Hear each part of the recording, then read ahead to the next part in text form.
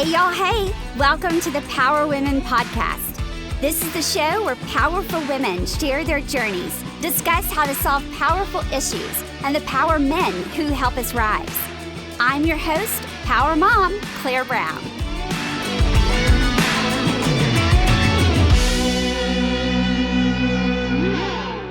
Hey, y'all. Hey, we are here today. I'm so excited to talk with Sascha Mayer. So, Sascha, tell everybody who you are and what you do, because there's so much, so I don't want to miss anything. Yeah, well, I am the Chief Experience Officer and co-founder of Mamava. And most folks know us from seeing our lactation pods in airports. But actually, we are an infrastructure and support solution that includes an app and a whole bunch of other things these days that really allow folks to focus on whether that's breastfeeding or using a breast pump or private spaces at work. And some of our newest work is actually around wellness and telehealth pods. I am a mom of two grown kids. Yes. And we're based in Burlington, Vermont. Very nice. So I love this so much. And I know you and I have chatted a little bit about this, and I can't wait to dive in.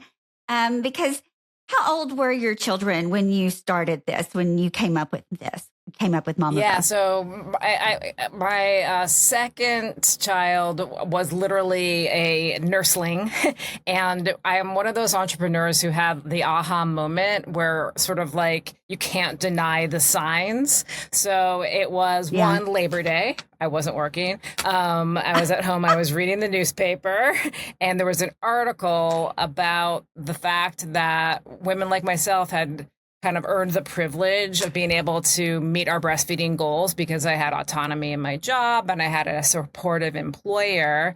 But the article was actually about Starbucks is who they were calling out and suggesting that the folks who were hourly wage workers who wanted to continue to breastfeed after returning to work didn't have the privacy or the break time to make that happen.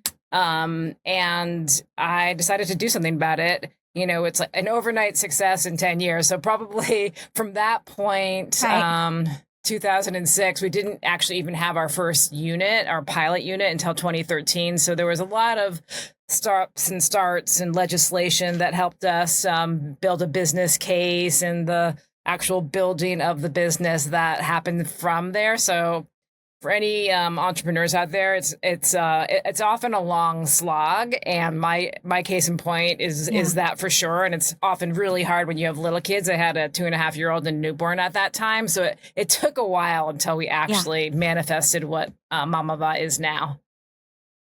Yeah, yes. Because now, how many units do you have? Oh, we have about over 5,000 units.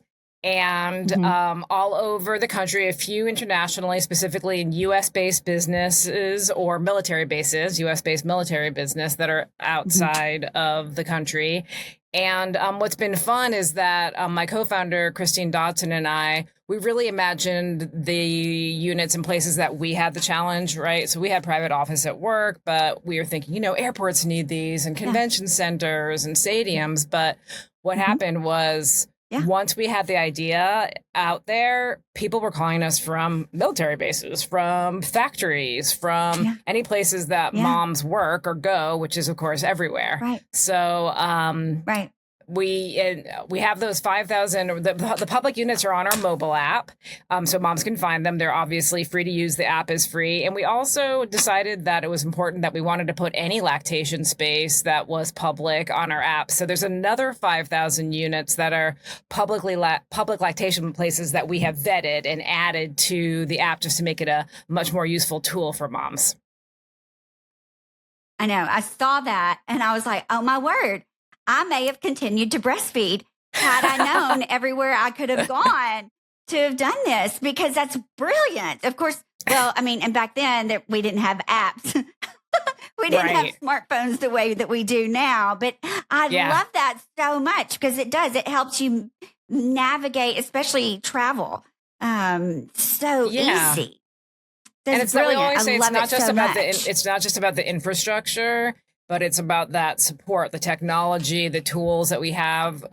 We provide employers with lactation manuals, like what they should be putting in their employee manuals, what kind of communications they should have around supporting moms who breastfeed. So it's all those layers. And I think for us too, the initial install base of those airports helped to become basically an advertisement for this support and bring visibility to often hidden function that new families, new mothers have to kind of go through. So even if you maybe weren't a mom, you see it, as you just said, and say like, hey, if I had, when the time comes, there is support out there for me. So, we are a mission-based company, and I think we've done a pretty good job of continuing to fulfill that. Yeah. Well, and I know you and I talked off camera, and, I'm happy to share my breastfeeding experiences of when I had children. And as a real estate agent, we don't have maternity leave as independent contractors. And so I had a 1-week-old and I was at a listing appointment. And then with my second child, I had a 4-day-old and I was out showing property. And so trying to manage not only healing your body, but then also juggling how to manage breastfeeding for the first time and production and all that and pumping and feeding. It's a whole, it's encompassing in every way. Yes. And I mean, I basically had to derobe and, do all the things and then get dressed all over again. And then you're doing that every 2 to 3 hours. Yes. I felt like I was in boot jail. Yeah. I like the irony of it. It was like that. It was not easy for me at all. And I was a slightly disgruntled breastfeeding parent, but I also just knew it was the right thing. So how do we make it a little bit more celebratory and more like a special reserved time that is ultimately in the grand scheme of things, very little time, but it feels so difficult when you're in it. Right. Because I felt confined to my home because I couldn't go anywhere because I did have to take everything off and do all these things because of how I had to do it. And if there was Mamava around to where I did have that privacy to where I could do that back then I could have traveled. I could have gone to games. I could have had a life. I could have escaped my house. It would have been incredible.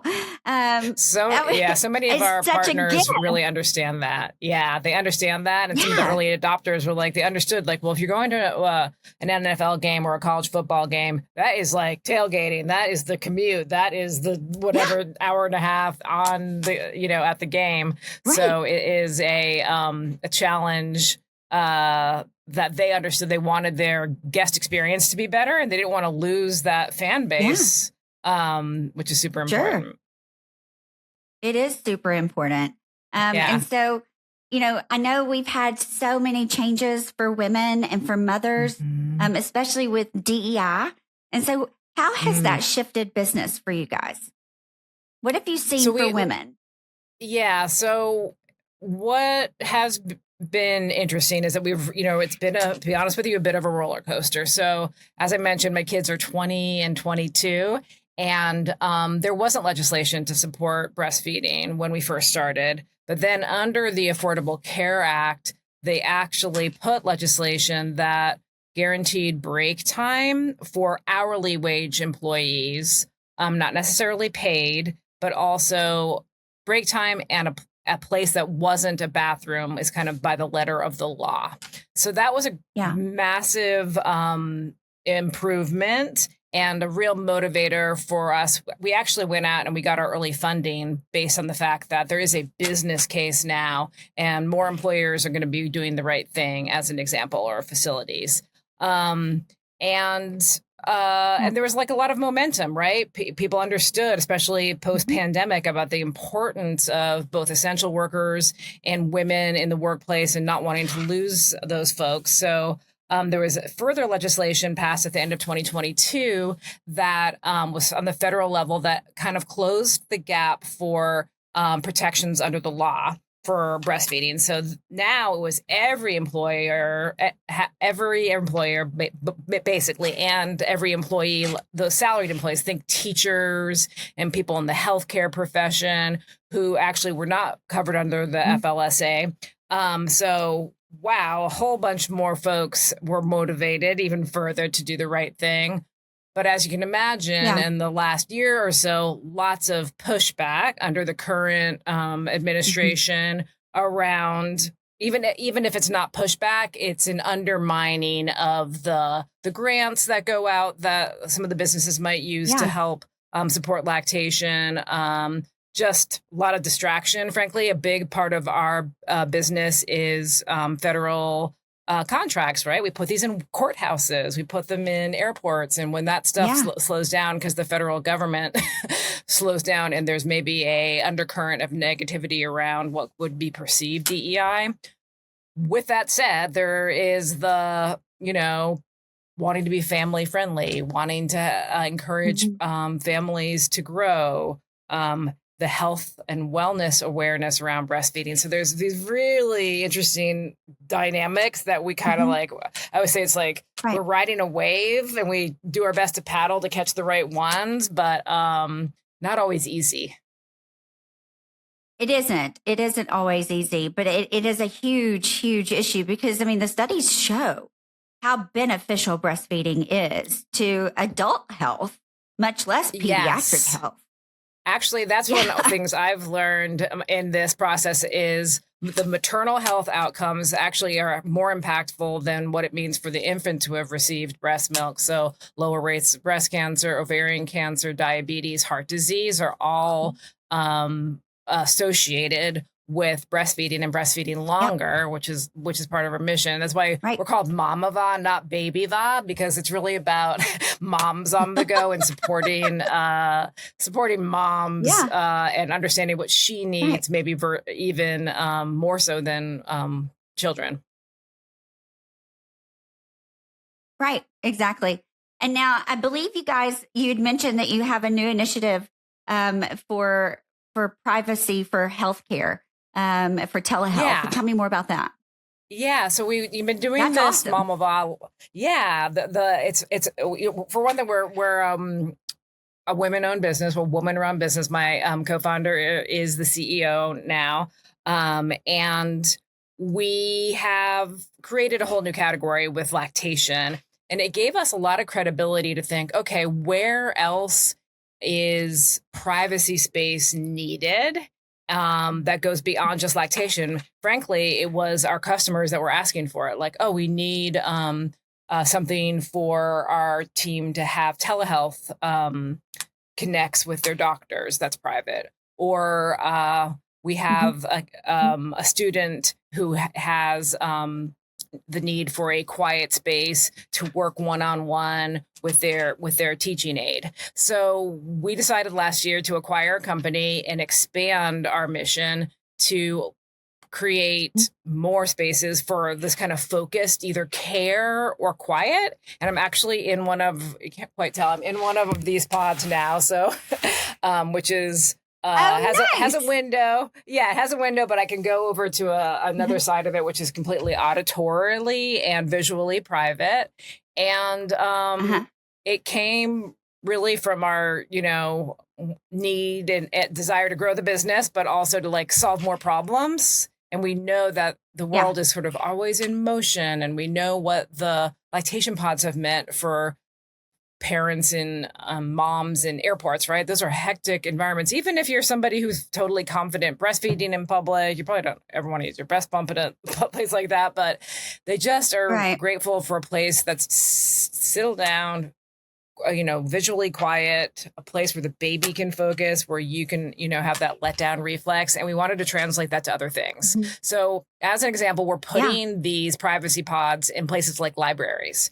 And then the librarians are supporting maybe somebody who's coming in and needing to do an online doctor's appointment, maybe doesn't have good technology, maybe lives far from healthcare, or in addition, needs privacy because they're going to be talking to their social security administrator. So there's all of these interesting needs in kind of this tech-enabled world that maybe is leaving some folks behind. And we hope that this is going to help solve that problem. We're tapping into the the big rural health grant. So this is back to government and policy. Yeah. So in the big, beautiful bill, there actually was monies to help for rural health technology and development. So that is something that in a rural state like Vermont, there's only one county that isn't designated one of these rural places. So we're doing work with healthcare facilities and clinics to put the pods in so they can be a connected space back to healthcare providers. Well, this is so important to me. Yeah. Because I don't know if you're aware, but Arkansas is extremely rural. And we are number one in the country for maternal fetal health deaths. Yes. And so if women could get prenatal care during pregnancy, so it will eliminate or lower that death rate for, you're lucky to get prenatal care in Arkansas. And then to be able to have that and through this initiative, and then to get educated about breastfeeding, breast care, to help with the maternal fetal rate there. And because we are such a rural state and have telemedicine available, we don't have that. Our Children's Hospital has created an initiative of that, and they have buses that go across our state. But this would be something huge in adult healthcare here that we need in a desperate way to help lower. Yeah. Mm-hmm. Yeah. Just, I think also similarly to that. Sorry because women here are not getting the, you're good, but women here are not getting the prenatal care that they need. And so consequently, I mean, in our state, unfortunately, in this day and age, you're really lucky to deliver a healthy baby, to deliver a baby at all, and to not have a stillborn or even not die yourself during delivery in Arkansas. So this is a game changer for our state. And so thank you. Thank you for doing that. Well, so then even move it forward afterwards with breastfeeding is even huge. Mm-hmm. Absolutely. And I think that not unlike the breastfeeding, the fact that these units can be, they can put graphics on them so somebody can be in their community, at their school, maybe at their library. In Vermont, we're investigating some grocery places where the facilities that are, or the partners who are providing the care can actually be saying like, hey, reminder, you need this care, check in for this care here. So it's not hidden away. I want to mention too that we have on our app an integration, which is from a company called Simply Fed. Most insurers do cover some lactation consultancy, and the Simply Fed feature on our app allows a mom to connect through and schedule time. She's having trouble with latch, or she's worried about whether her infant is thriving. She can do that directly through the app. And again, most insurers cover some subset of lactation visits. You could also, if you have the resources, purchase them. So you could have that video consultancy. You could be in our pods. You could be at in your home to do that. Yeah, but this has the capability of truly changing rural healthcare to where people get, what am I trying to say? They get care that they need, preemptive care. And to help with chronic conditions, because they can't afford to take off work and travel 3 hours to come for their checkup, for their asthma, for their heart disease, for whatever it may be, and then stay in a hotel and then go back the next day. They can't afford all those expenses. Absolutely. It's when they're living in rural areas. Yeah. Or the parent who might have to check out of their job, pick up a kid, take the kid to the doctor, bring the kid back to the school, go back to their, versus maybe reconvening at the school and having it be facilitated in a private environment there. And then it's, one step reduced complexity. Yeah. Right. And so consequently, they just skip the appointments and they don't go. Yes.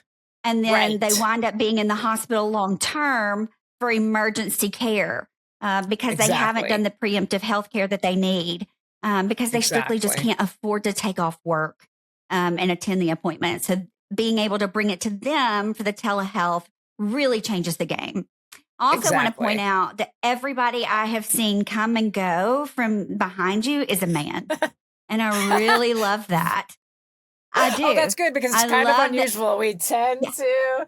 I love it. That's funny. You're probably, because our engineers might be, we are definitely vastly majority women. But I guess in the beginning we were like one man for like 3 years. But now you're right. All dads, often dads who I are. love it. So, yeah, it's true. That's funny. You probably just saw Tim go I by. love He's that. like, I mean, I love the day that we have men that are like, oh, let me help you latch. Let me help you figure out that mastitis, darling. Let me help you figure it all out. I love that so much. Yeah. Yeah. Talk about like, DEI on a whole nother level. Yeah. Yeah. There's you think of wingmen, there's the breast friends who help out. And often we know that like we'll have reviews and so on our app, and we'll know that it was the partner, the dad, who had downloaded the app because he's running interference, right? He's kind of like, okay, when we get to this airport, I found a place for you, and I'm going to open it up. So it's like, sometimes the partner does the travel planning, and that is included in that, which we think is great. Yeah. It is great because it is. Yeah. It should be a partnership. Yeah. Well, because the less stress that she and baby have, the less stress that he has. It's Absolutely. Huge. I mean, I got full body hives while breastfeeding my second one. And I was like, that's it. I can't do it anymore. It's because it is. It's a lot. It's a lot. Yeah. It's a whole nother job. It's like you're a parent, you got your day job, and then you have your breastfeeding, be in the kitchen, and then being I'm the a chef cow. out of your body. Yeah. Yep. Yeah. That's it. But it's great. Like we actually now. It's been a fun business because the facilities tend to be managed by men, right? And in the beginning, there's a lot of educating that we were doing, and we'd have to kind of explain, well, no, she can't wait till she goes home, and you need a private place. And if you're using a breast pump, this is what it looks like. You got to plug it in. It has to be more designed like a kitchen than anything else. And now what we find is that education really isn't needed. Either people are just well educated, or they have had a partner who has gone through it themselves, and they've been a supportive father to a breastfed child or a grandfather. And that's been a really fun aspect, to see how culture has actually caught up, and that hopefully we've been part of kind of influencing culture to have an open conversation about maybe something that was a little bit hidden. That's really gratifying to me. I'm a brand person, so a brand is an experience, delivers on a promise, and we have created a really great experience, and you have hopefully changed culture a little bit. Yeah, you have. I love the imprint that you've made. It's making a huge difference, and I can see the vision of where that's going forward, and it's going to make a huge difference with maternal fetal health. So thank you so much, Sascha. Thank you for sharing the journey, and thank you for everything you're doing for women and children. I'm so grateful. I'm just jealous that I wasn't able to jump on board. And my children came so much earlier. Well, it's like I wish I had it too. That's sort of like the stubborn entrepreneurs. I got to solve this problem for that next generation. But thank you so much for sharing what we're doing, and for the good work that you're doing communicating on these issues. Absolutely. Thank you so much for listening. If you like the show, please rate and review on iTunes, and check out our website, thepowerwomen.org.